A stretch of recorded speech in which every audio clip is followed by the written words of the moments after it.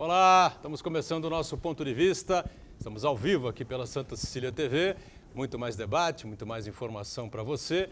E a gente aqui junto com você de segunda a sexta-feira, 1h30 da tarde. Você sabe, é um horário tradicional da discussão política, do debate em cima dos temas importantes, né, que formam a pauta aqui da cidade, da região metropolitana e os temas de interesse nacional, internacional, enfim, né, porque o Covid não vai embora, o corona não vai embora, né, o novo coronavírus e, consequentemente, estamos todos aí ainda à mercê do Covid-19. Eu, como todo mundo sabe, já tive há muito tempo, né, mais de 6 meses, mas continuo aí com a máscara na mão, né, diariamente, o tempo todo, né, quando saio à rua, quando venho para a emissora, enfim, e quando vou à praia também, como fiz ontem com a esposa. E olha, uma triste lembrança do que vi ontem pela Praia de Santos. Até que aglomerações assim muito grandes, eu sinceramente não cheguei a ver. Mas muita gente sem máscara, 50% aproximadamente a olho nu, pessoas com máscara, pessoas sem máscara. Ou seja, pessoas têm que entender uma vez por todas, se você vai à praia, tem que ir para o sacrifício, amigo. Meter a máscara, usar a máscara, vai suar em cima da máscara, caminhando, enfim, estava um calor insuportável ontem, né? Mas o trecho que eu fiz ali, próximo ao entre o canal, entre o Gonzaga, ali, a Ponta da Praia, enfim, olha, assustador o que tinha de gente sem máscara na Praia de Santos ontem. E as pessoas estavam sentadas ali no guarda-sol, enfim, né? Suas cadeiras de praia, enfim. Aí era 90% das pessoas sem máscara. Para não dizer 100%, talvez seja um exagero. Então eu não sei, né, se as pessoas não entendem nada, não estão a fim de ajudar em nada, de colaborar em nada, não é? Ou se a lei é essa. Sinceramente, eu acho que não é, não é? Você vai à praia, se você sentou na sua cadeira, no seu guarda-sol, você pode tirar a máscara que você não vai contaminar ninguém. Mas se você estiver caminhando pela praia, né, ou se você estiver numa rodinha, aí você tem que usar a máscara. E me parece que não é nada disso. E eu lamento profundamente o que eu vi ontem nas areias, né, das praias de Santos, né? Lembrando que de segunda a sexta, às 8 da noite, você confere também aqui na Santa Cecília TV a nossa reprise, né, do Ponto de Vista. Que hoje tem aqui à esquerda a participação do Fernando Chagas, cientista político, mais uma vez colaborando conosco. Tudo bem, Chagas? Tudo bem, olá amigos, um abraço a todos, pessoal, telespectadores. Ao contrário do Boturão, ainda não peguei a Covid. Você não foi na praia, né? Também. Na minha época chamava rato de praia. Eu cresci na praia, vivo na praia. Boturão, telespectadores, não tenho ido na praia. Por um simples motivo, eu estou com medo de pegar a Covid. Eu entrei recentemente num shopping aqui de Santos. Entrei numa porta e saí pela outra rapidamente, porque estava uma aglomeração nesse shopping. Não vou dizer o nome do shopping, mas o shopping estava demais, parecia 25 de março. Então entrei por uma porta, saí realmente. Eu, 62, já vou fazer 63 anos, eu ainda não peguei a Covid e tenho fugido da aglomeração. Ontem mesmo, com aquele sol, pensei, vou, não vou. Falei, não vou arriscar. Quero terminar o ano sem problema nenhum. Mas antes de mais nada, eu gostaria de falar um pouco de política. Terminaram as eleições municipais, mas no momento que terminaram as eleições municipais, já começaram a eleição presidencial. E a eleição presidencial já tem o seu primeiro round, está girando o seu primeiro round. É a disputa pela presidência da Câmara Federal. A Câmara Federal está entre o Centrão e o Bolsonaro, com o nome do Arthur Lira, e do outro lado o Centro, que não é Centrão, mas o Rodrigo Maia. Quem vencer esse primeiro round tem grandes possibilidades de alavancar ou a candidatura do Bolsonaro, caso dê o Centrão, o Arthur Lira, alavanca a candidatura do Bolsonaro para a reeleição. E se der o Rodrigo Maia com a esquerda, é o Centro com a esquerda que vai decidir essa eleição. Tem uma oportunidade de ser um forte opositor do Bolsonaro nas próximas eleições. A grande diferença é, o Bolsonaro é candidato. O Centro, Rodrigo Maia e a esquerda, e todos aqueles que chamam democráticos, não têm um candidato. E essa eu vejo a grande dificuldade. Não basta ganhar a mesa, a presidência da mesa. Lógico, alavancam uma candidatura de centro-esquerda, de centro-direita, um lado democrático. Mas não quer dizer que tem a possibilidade de vitória, porque o Bolsonaro ainda é muito forte, o nome dele está posto. E do outro lado, nós não temos ainda um nome posto para combater o Bolsonaro nas eleições de 22. Então, o primeiro round é agora, vamos ver em fevereiro quem vence essa primeira disputa e já dá o pontapé inicial para a eleição de 2022. Muito bem. Armando de Matos Júnior, advogado da área criminal, também participa, colabora conosco aqui nessa edição do Ponto de Vista. Prazer revê-lo também. Tudo certo, Armando? Prazer, Boturão. Imenso prazer mesmo estar aqui ao lado de vocês, à frente dos telespectadores, do Chagas, do Alto. Pessoas tão seletas aqui à mesa. Temos vários assuntos hoje a debatermos, né? Hoje na Inglaterra detectaram uma nova cepa do corona, o que causa preocupação muito grande. Os experts já manifestaram-se no sentido de que não há, mas as vacinas produzidas vão dar conta dessa nova cepa, ou seja, dessa nova linhagem do corona, que é muito mais agressivo e muito mais rápido de ser transmitido. É um assunto que eu entendo ser importante ser pautado para que possamos falar. E outra coisa, a violência racial no esporte.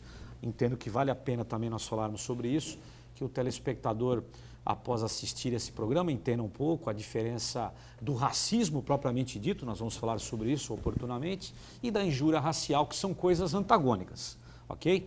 O crime de racismo é um crime muito mais sério, a violência racial, a injúria racial que nós assistimos, lamentavelmente, no esporte e na nossa vida aí fora, é um crime distinto. Então é um prazer muito grande estar aqui com vocês. Prazer em receber o Armando também e na ponta com a gente o Aldo Neto, companheiro, jornalista e que ajuda a gente aqui nesta edição do Ponto de Vista. Prazer revê-lo, Aldo. Prazer é meu ligar, doutor Armando, Chagas, nossos companheiros de produção, público telespectador. Quem quiser mandar mensagem já sabem os canais, o Marco não está aqui hoje, mas não preciso ficar repetindo, porque vocês assistem sempre e já estão acostumados. Estava ouvindo o destaque dos dois, Edgar, e pensando numa coisa que o Chagas falou, ele tem total razão. O Bolsonaro não tem opositor e não tem partido, porque ele já tem partido. E quem sabe ver movimentação em Brasília já sabe qual é o partido dele. O partido dele, eu vou dar uma bomba aqui, é uma interpretação do Aldo, não encarem isso como uma interpretação, como uma informação. É uma informação, uma interpretação. Não é uma informação, é uma interpretação. O partido dele se chama PSD, Partido Social Democrata, que desde quando o PSD entrou no governo dele, ele mudou. Não abre mais a boca. Abre a boca, porque é impossível calar ele, mas não abre na quantidade de vezes que ele abria antes. A relação com o Congresso é mais harmônica. E o PSD está sempre no governo dele. Tanto que está na chapa que ele apoia para presidente da Câmara. Está apoiando o nome do PP, se não me engano, não lembro agora o nome do deputado. Arthur Lira, Progressistas. Isso.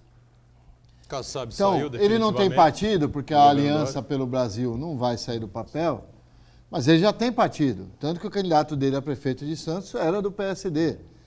Tanto que quem pensa o PSD é o ex-ministro Gilberto Kassab, que vai sair agora do governo Dória. Porque o governo já. Dória vai nomear o Aliás, o Kassab nem Cauê entrou, Martins para secretário de governo no lugar do Kassab, que entrou, saiu, deixou o secretário particular dele lá, mas nunca entrou mesmo.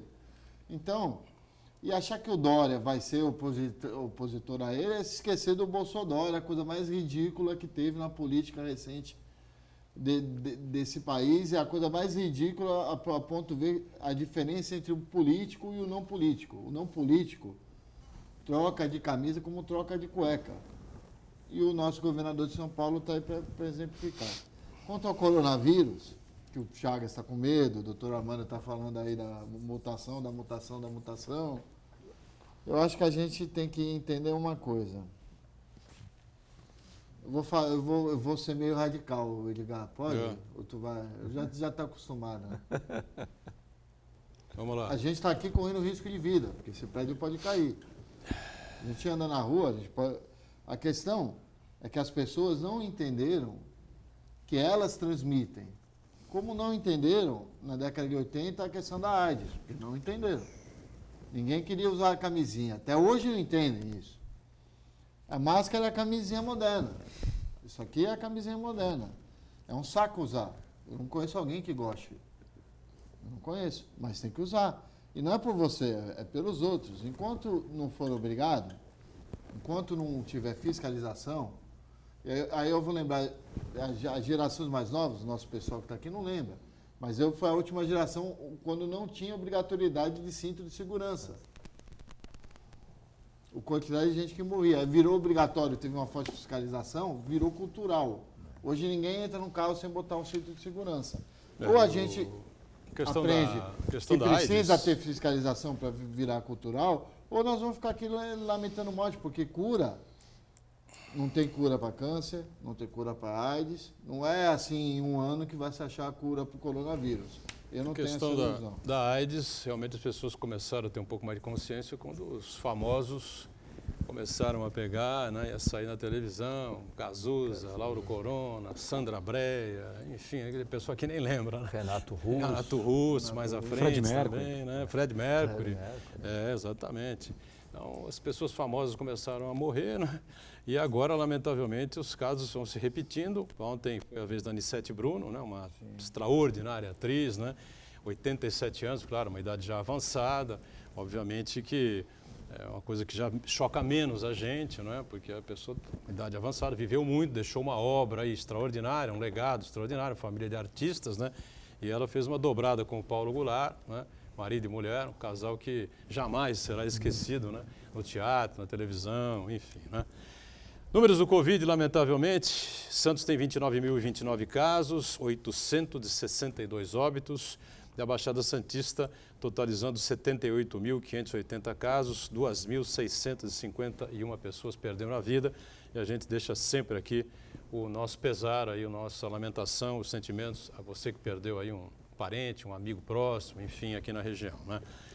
O Estado de São Paulo ontem não divulgou os números e a totalização do Brasil ficou em 7.238.600, com 186.764 óbitos, aí com os números oficiais. Evidentemente que a gente sabe que ainda há um distanciamento grande dos números reais pela dificuldade enorme de testagem no Brasil afora, diferentemente que temos aqui em Santos e na Baixada Santista. Edgar, você me permite fazer uma justiça aqui ao presidente Bolsonaro, a quem eu não Justiça? gosto? Justiça.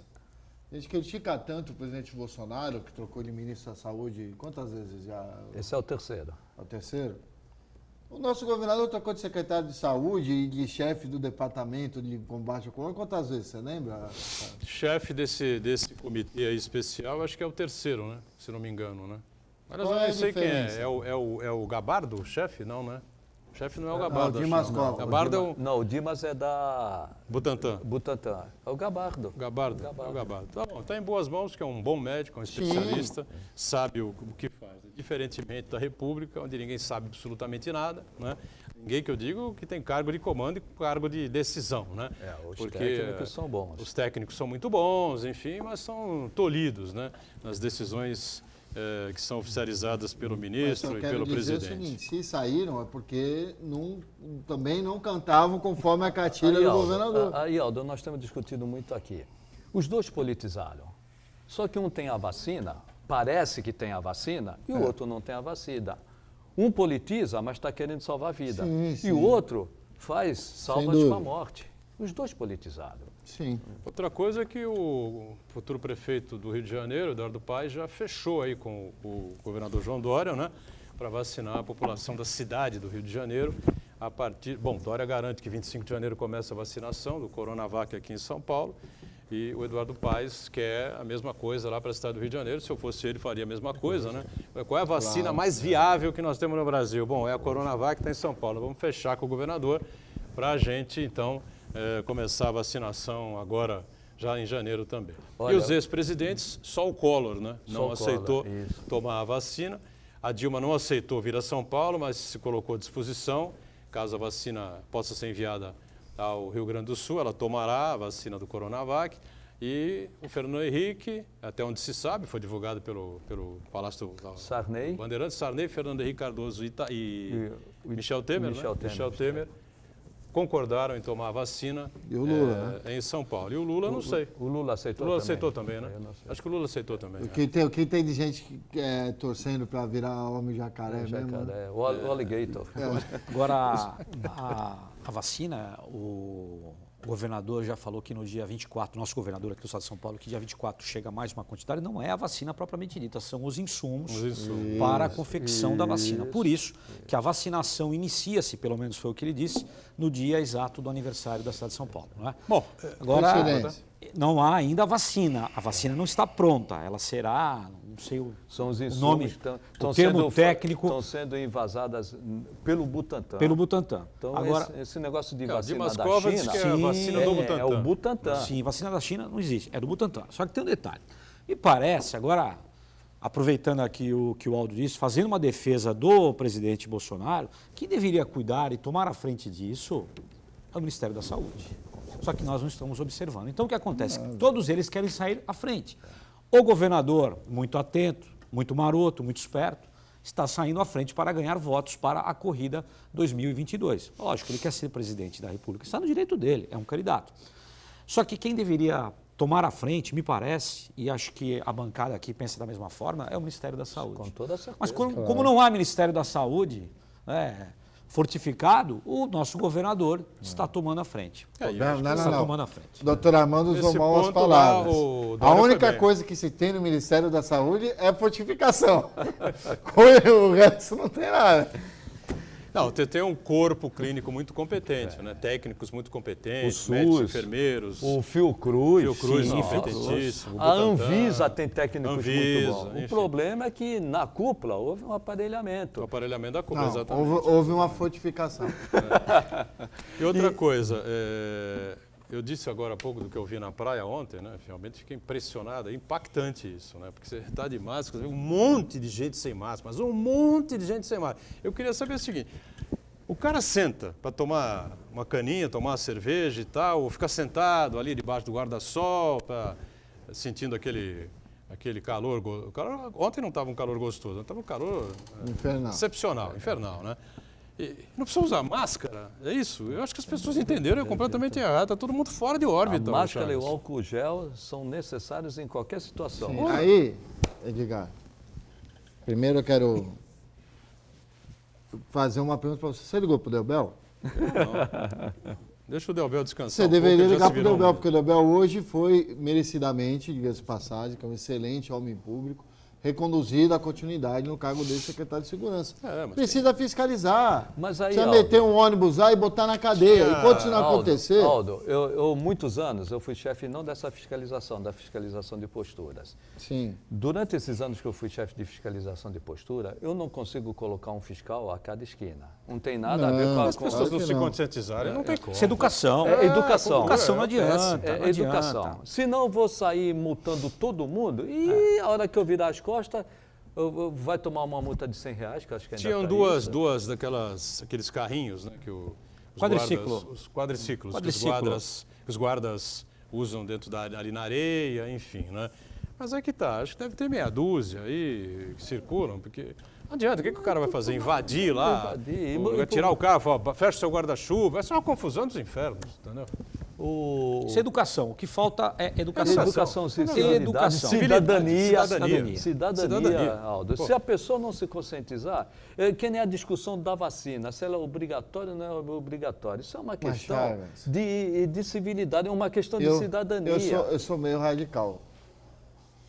Vocês estão pedindo algo que nunca na história desse país teve, que é educação. Mas que é você não falou do cultura. cinto de segurança? E enquanto a gente não tomar consciência que o povo não tem educação nem cultura, e não tem educação nem cultura nem para votar. Chagas, mas o cinto de Nem segurança, pra como ele votar. disse, há um detalhe. O motorista que é flagrado sempre, em primeiro lugar, ele é multado. E é Segundo bem lugar, multado. vai somando a quantidade de pontos, podendo perder a sua carta. Se for um profissional, poderá perder o seu emprego, né? E ele falou de cinto de segurança, eu lembrei agora uma coisa, inclusive eu fazia, porque não era obrigatório, dirigir motocicleta sem capacete. Até 97, com a alteração do Código de Trânsito. O que aconteceu? O país percebeu que a Previdência estava afundando. Por quê? Ou pessoas morriam por conta de não uso do capacete, caía, batia a cabeça, morria. Ou pior, Ficavam inválidas. Até o resto da vida inválidas, e isso gerava um rombo enorme na Previdência.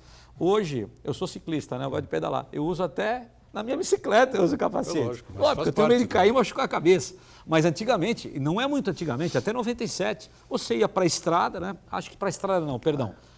Para a rua com a motocicleta sem capacete. E aí que eu acho que está o erro. Você tocou no erro, Chagas. O erro é ser R$100 a multa. Põe mais 0 atrás, que eu quero ver o nego andar sem máscara na rua. Talvez seja um indicativo, né? Vamos fazer um intervalo? Já já a gente retoma a sequência aqui do Ponto de Vista em instantes. Muito bem, Ponto de Vista de volta aqui com o Fernando Chagas, com o nosso Armando de Matos Júnior, Aldo Neto também, né? E um tema que foi muito discutido, muito debatido, né, em 2020, já que nós estamos aí nos aproximando da reta final, né? Daqui a pouco estaremos já em 21, é a questão do racismo, né?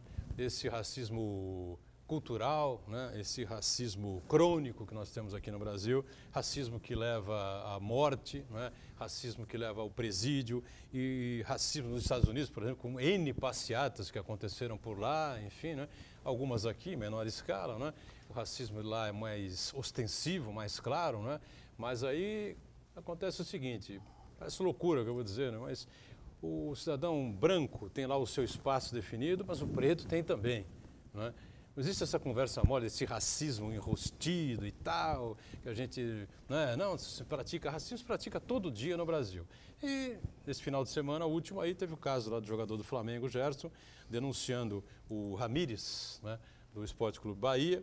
Ainda teve lá a condescendência do banco todo, né, como se fosse um mimimi, né, do ex-treinador, agora ex-técnico do Bahia, não é? O Aldo Neto, Mano Menezes também acabou sendo demitido. Enfim, muito mais pelo resultado que propriamente por... Quinto jogo que ele perde seguido.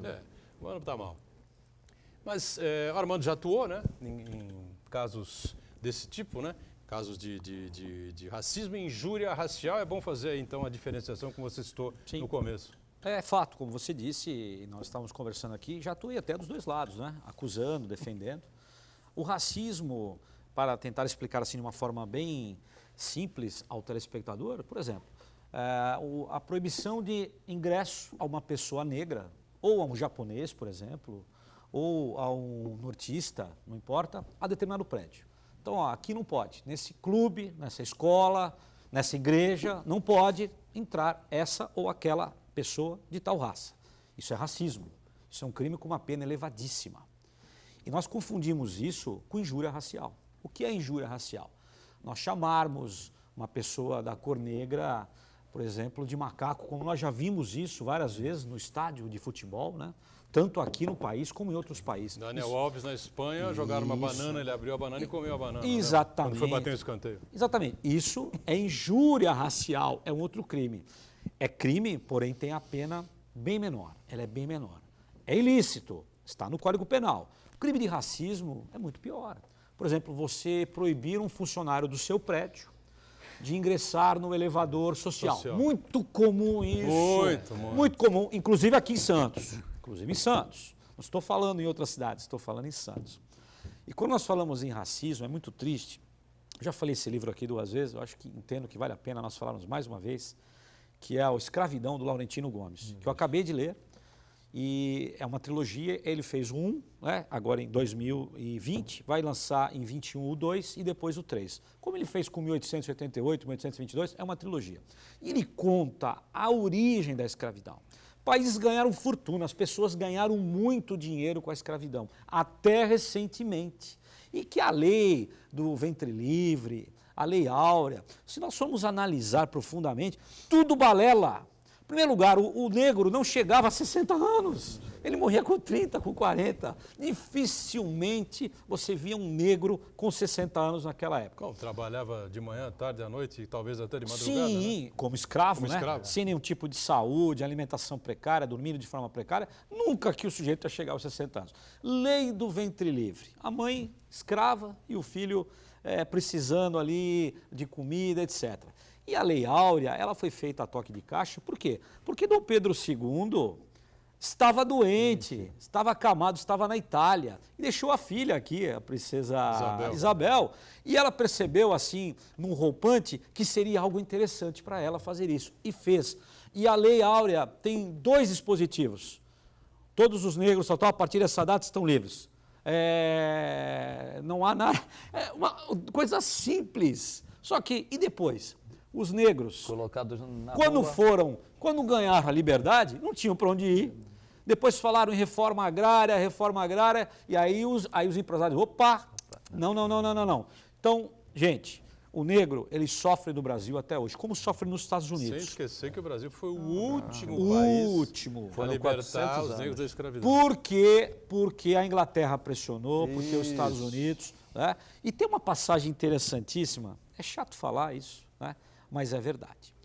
A passagem de um navio negreiro que chegou, se eu não me engano, até em Santos. E o dono da empresa, que eram empresas, doou 2 negros para o padre de determinada igreja. Se eu não estou enganado, foi até em Santos mesmo.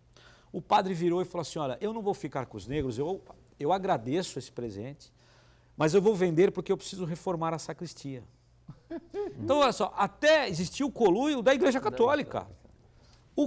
A Igreja Católica no todo suportava a escravidão, como os governos também toleravam isso. Então é uma obra maravilhosa, eu não me canso aqui de falar, até porque ele escreve muito bem, é jornalista, sabe escrever, uma redação maravilhosa. E Armando, diga.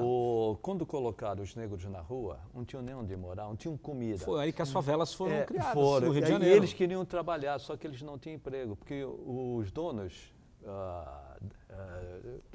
da produção agrícola trouxeram os italianos. Após o Então, período a da mão guerra. de obra para trabalhar... Italiana. A mão de obra para trabalhar... Pós-Primeira Guerra, né? Isso. Pós-Primeira Grande Guerra. No campo, que poderia ser o campo que o negro poderia trabalhar, ele não tinha emprego. Trouxeram os italianos, aí a colônia italiana... E outra coisa que o governo federal fez, não indenizou os proprietários. Por quê? O negro, lamentavelmente, ele era uma... Ele era um patrimônio, Ele era uma coisa. Ele era Uma coisa, Ele era uma não coisa. ser humano. Não era um ser humano, é como se fosse gato. E o governo falou... Gato também não é mais coisa, mudou a lei. Não, gado. E o que fez? Ele chegou e falou assim, ó, a partir de amanhã não existe mais escravo. Não existe mais escravo. Só que não indenizou os proprietários. Existiam pessoas... proprietários de fazenda que tinham 500, 1.000 escravos, né? E aí o governo falou, ó, não tem mais escravo. Então você quebrou essa gente também. Quebrou essa gente. É isso. O doutor Armando tocou no ponto que é interessante. É como essas decisões históricas que são louvadas são feitas sem planejamento. Você estava falando do livro, eu estava lembrando de um seriado que eu estava revendo esse final de semana, que é Game of Thrones, que tem uma princesa que liberta os escravos, quando chega numa cidade lá. Ela está atendendo a população, chega um escravo lá que pede para voltar a trabalhar para o ex-dono. Mas isso porque ocorreu ele era aqui velho, também. era professor e não sabia fazer outra coisa. Ou seja, não adianta ir lá e, olha, eu sou o herói, o salvador da pátria e fazer. Precisa pensar como vai fazer. Mas e isso, as consequências ocorreu dos aqui. atos. O negro, ele queria, agora chama de preto, né? Ele queria voltar para trabalhar com os donos de engenho. Só que os donos de engenho não queriam, preferiam a mão de obra italiana, por uma série de motivos. E daí gerar essa desigualdade. E foram 400 anos de escravidão, e 100 e pouco no Brasil, 120, 130 sem escravidão. Então ainda nós estamos isso enraizado. Isso reflete na nossa sociedade. Até estrutural. Hoje, até hoje. Inclusive também, tem gente que acha que é o mimimi. Não, tem muito mimimi eu no acho, esporte, no futebol. E tem um ponto. Não Esse é jogador mimimi. que xingou o Gerson aí, que fez a injúria, não foi nenhum xingamento, ele, salvo engano meu, eu não conheço, parece que ele é estrangeiro. É estrangeiro. Sabe qual que é a cultura deles lá, não falar. Eu não gosto de sair atirando Mas pedra. independente da cultura lá, o fato aconteceu aqui. Sim, então eu é a não luz gosto da de nossa sair. lei. Pode ser que no país dele isso seja normal, não sei, acredito que não, mas ele está à luz do Código Sim, Penal brasileiro. com Então vai certeza. responder aqui. Deixar isso Como bem teve claro. aquele caso do grafite há uns Sim, 10, 15 anos sim. atrás, que também foi um argentino, não sei qual é a cultura lá. sim. Mas não estou querendo amenizar o ato. Eu só acho que a gente precisa ver o contexto geral da coisa. E que o problema do racismo vai muito além do futebol. Muito, Vai. né? Futebol, a Questão questão salarial, empregos. Falando ao mesmo né? tempo. Ao mesmo tempo, é pura realidade, né?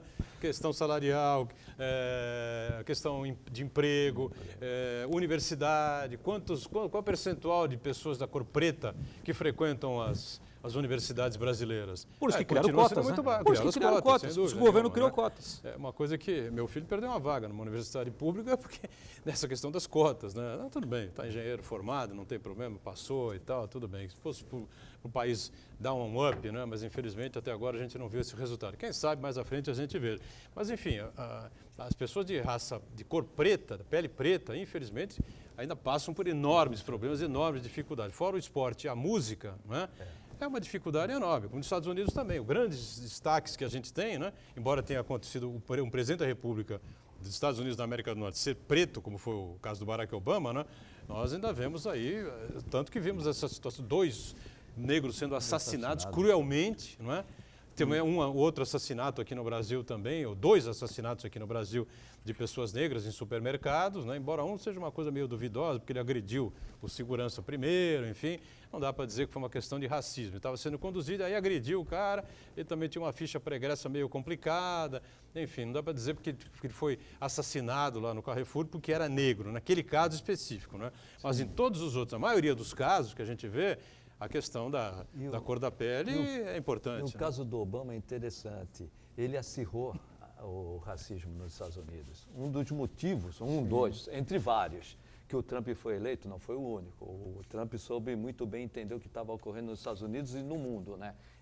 O mundo estava indo ou está indo ainda para a direita. Foi a questão do Obama. Uma parte dos Estados Unidos, principalmente o meio oeste, eles não reconheceram e não admitiram a eleição do Obama. Isso acabou acirrando.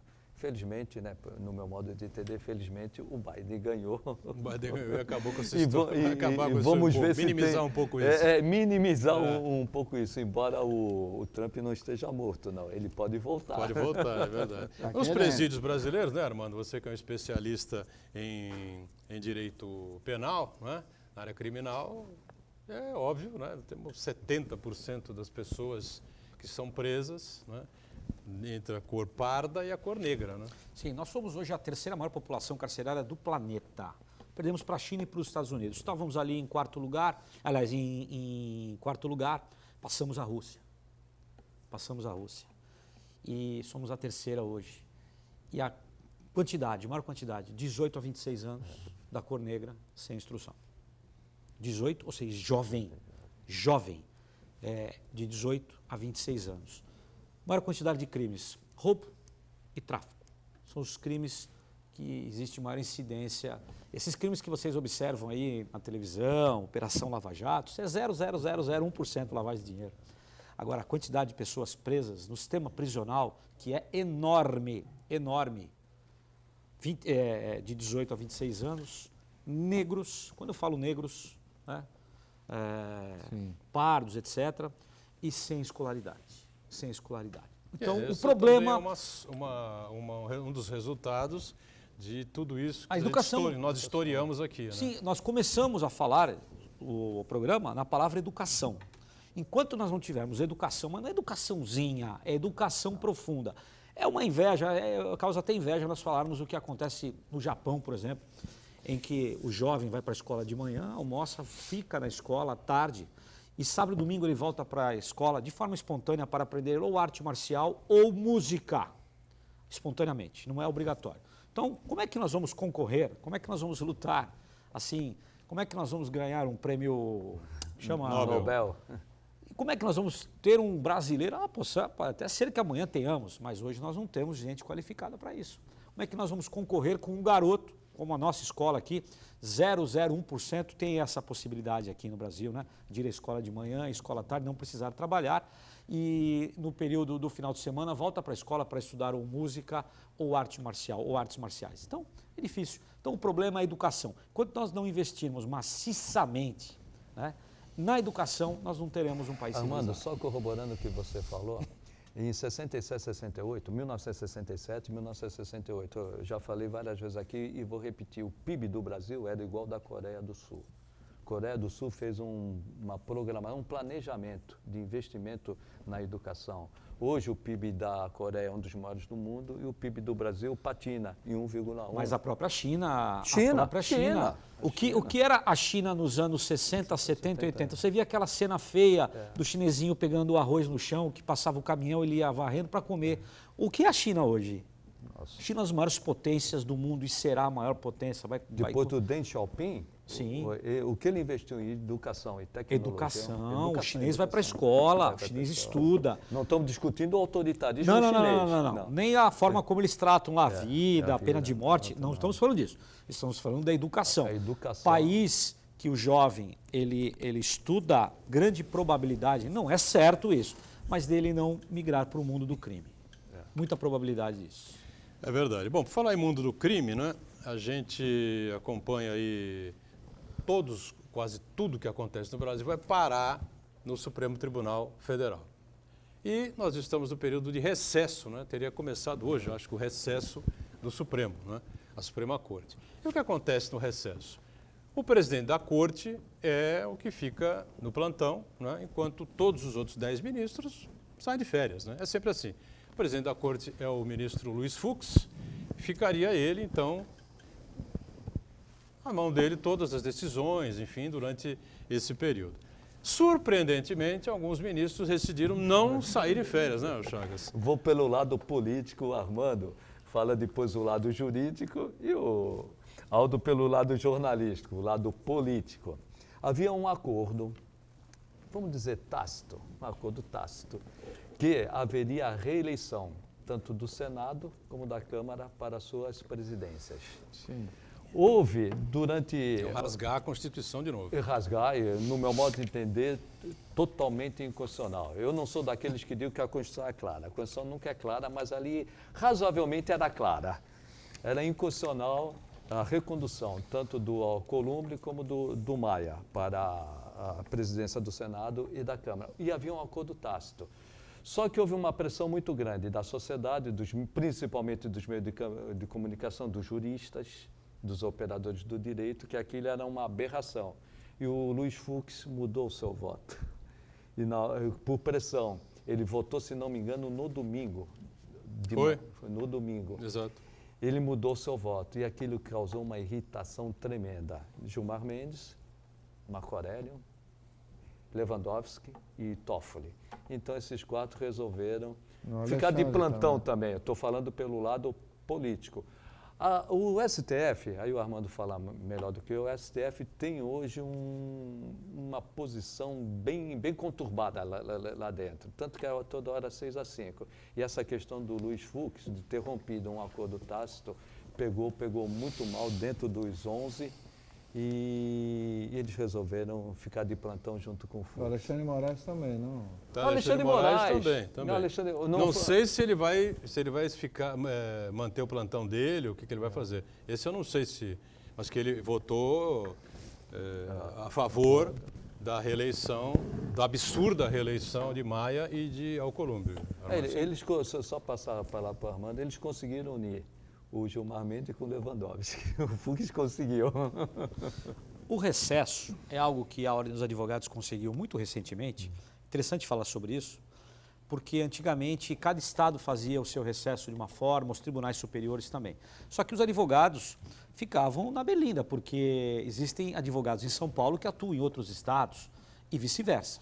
Então, criou-se o recesso. Então, nós paramos agora sexta-feira, né? As atividades forenses são suspensas. O fórum reabre dia 7, deixar claro para o telespectador, reabre com todos os seus funcionários, etc. Todos não, porque nós estamos em meio à pandemia e muitos estão trabalhando de forma remota, mas o prédio do fórum abre e a partir de 20 de janeiro, todos os prazos começam a correr. O que é correr prazo? O juiz determina algo no processo, sexta-feira, hoje o advogado receberia as publicações e já estaria providenciando tanto o advogado como o Ministério Público. Exceto para réus presos, aqueles que estão presos, os processos estão todos paralisados, né? Isso foi uma vitória da ordem para que os advogados possam descansar um pouco também. Porque, como eu disse, alguns trabalhavam em outros estados, com a possibilidade hoje de você trabalhar de forma remota, eu posso ser advogado em qualquer processo, em qualquer local do Brasil. Ponto. Essa não saída deles aí, esse não recesso, me parece não, algo totalmente político.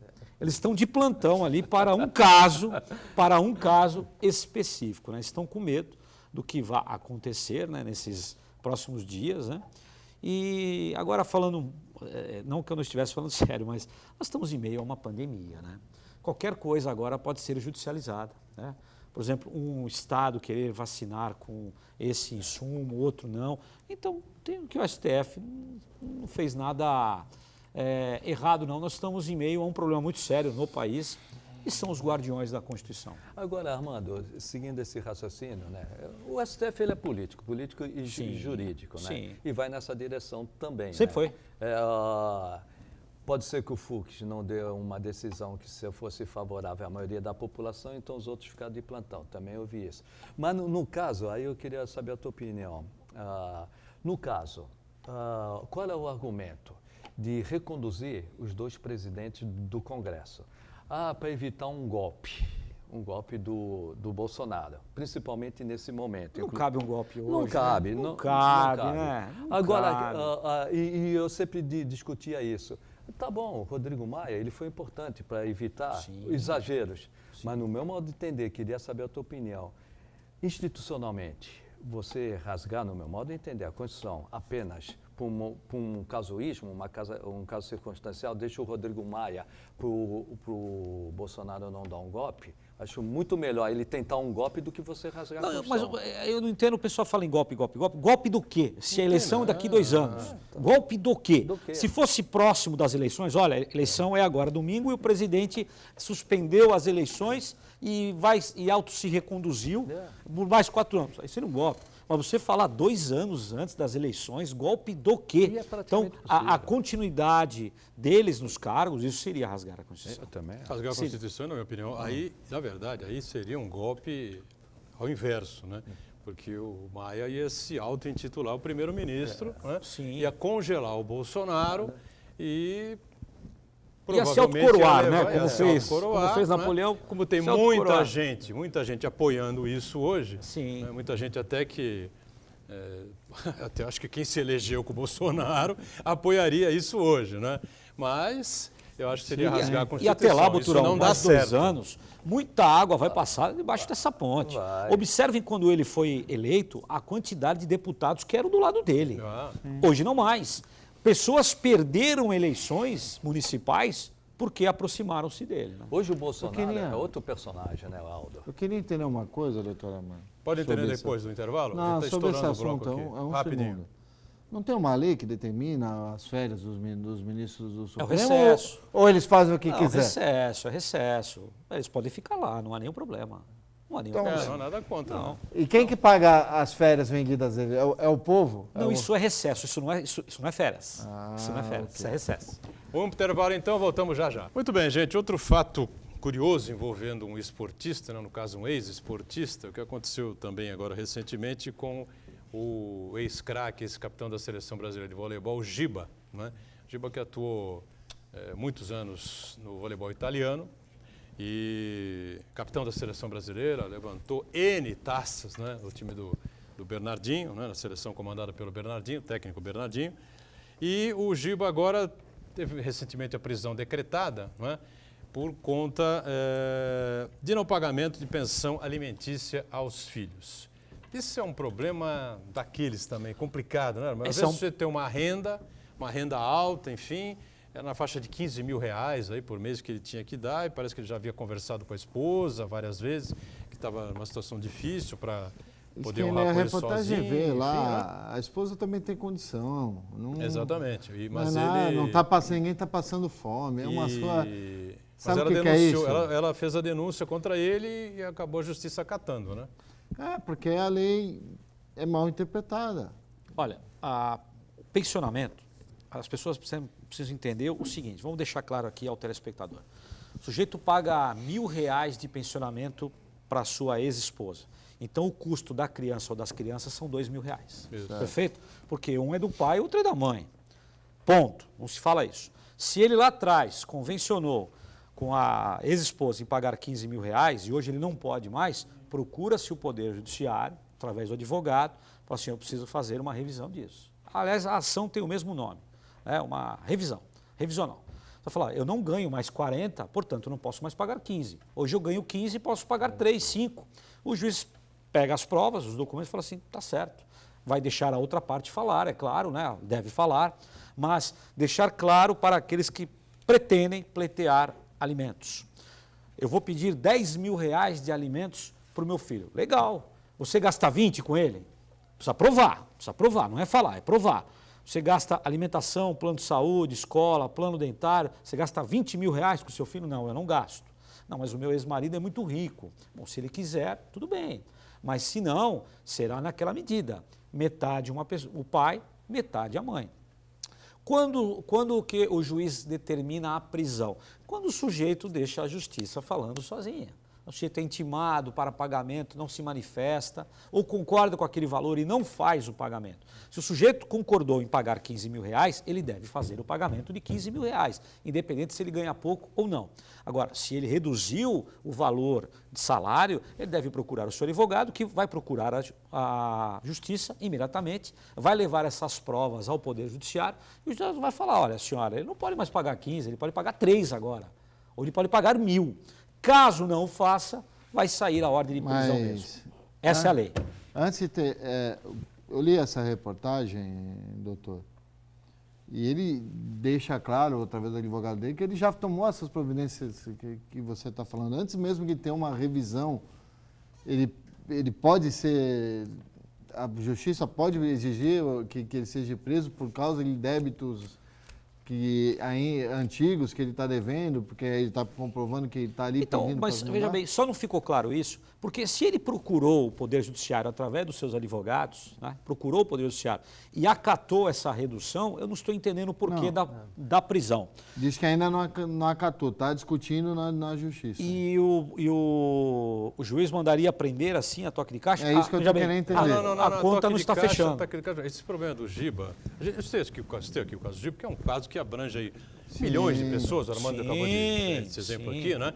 Que tem esse problema aí com ex-esposa, esposa com ex-marido, essa situação toda que acontece e acaba prejudicando os filhos desses casais, né? Separados. O Giba é um cara famoso, enfim, né? Como o Zé Elias, né? Que foi jogador do Santos, o Zé Elias foi preso também por esse mesmo motivo, né?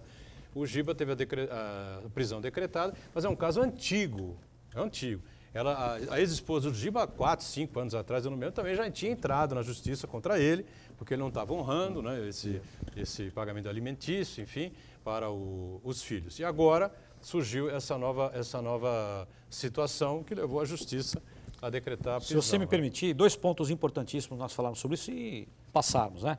2 coisas. Você paga para sua ex-companheira alimentos para o filho. Eu entrego o dinheiro na mão dela.